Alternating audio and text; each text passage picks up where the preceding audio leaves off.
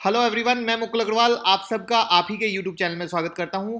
Reliance right issue के बड़े खबर के साथ ट्विटर पे एक खबर डाली थी।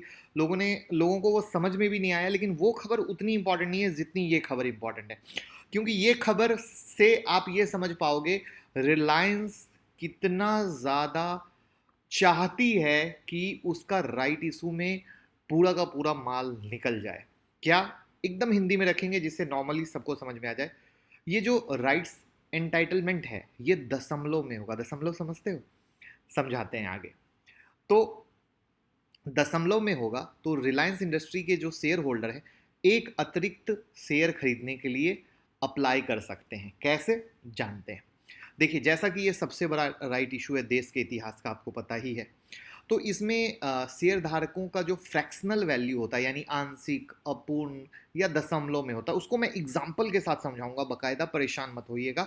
तो फ्रैक्शनल एंटाइटलमेंट्स के साथ कंपनी प्रीफरेंशियल व्यवहार करेगी। ठीक है? तो इस चैनल न्यूज़ को अब आगे जानने के लिए जो भी नए लोग हों, चैनल को सब्सक्राइब करें। आपकी भाषा में लेके आया हूं। तो इसका मतलब क्या है? जिस शेयर धारक के पास, जिस शेयर होल्डर के पास एक से कम शेयर खरीदने का राइट एंटाइटलमेंट होता है, कंपनी उसे अतिरिक्त शेयर खरीदने के लिए तरजीह दे सकती है, उन्हें प्रायोरिटी दे सकती है। कैसे, क्या, सब जानेंगे। अब कंपनी ने ये कहा है कि लेकिन इसमें एक कंडीशन ये रहेगी कि वो जो प्रायोरिटी है वो हम तभी देंगे जब राइट इशू में एक्स्ट्रा शेयर बचेंगे। अब आप समझ रहे हो कि ये चाहते ही नहीं है कि एक्स्ट्रा शेयर बचें, इसीलिए ये लोग इस फ्रैक्शनल एंटाइटलमेंट पे जोर दे रहे हैं, जिससे कुछ ना बचे, सब बिक जाए, सब निकल जाए और सारा माल आ जाए। अब क्या है, समझिए।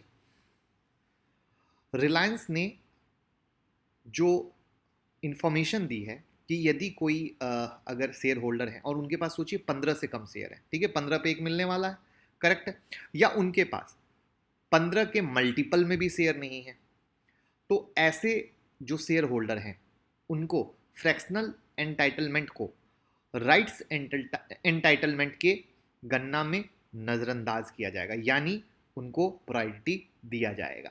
लेकिन शेयर बचने चाहिए तभी। अब इसको मैं एक एग्जाम्पल से समझाता हूं, आप समझ जाओगे।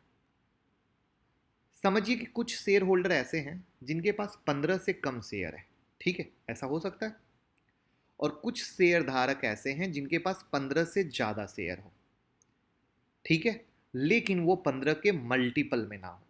अब एक एग्जाम्पल लीजिए, आपके पास हैं 12 शेयर, करेक्ट, और किसी और के पास हैं 42 शेयर, किसी के पास 12, किसी के पास 42। ऐसे में अगर जिनके पास 12 हैं तो क्या वो एक ले पाएंगे? कभी नहीं ले पाएंगे। तो अब यहां पे वो फ्रैक्शनल यूज किया जाएगा। तो रियल तौर पे वो क्या ले, कितना शेयर ले सकते हैं? 0.8, करेक्ट। तो अब इन्होंने यहां पे फ्रैक्शनल डाल दिया।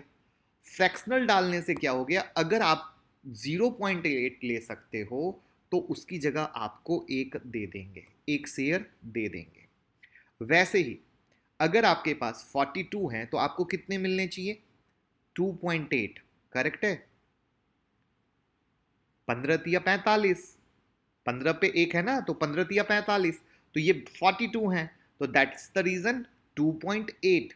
तो यानी अब यहां पे अगेन उस फ्रैक्शनल को यूज करेंगे और आपको 3 दे सकते हैं। लेकिन 2 आपका राइट अधिकार होगा जो आपको मिलेगा ही मिलेगा, और 0.8 जिसको 1 में करेंगे उनको फ्रैक्शनल एंटाइटलमेंट के अंदर में रखेंगे, जिसके कारण अगर उनके पास माल बचा तो वो आपको उसके अंदर काउंटिंग करके दे सकते हैं।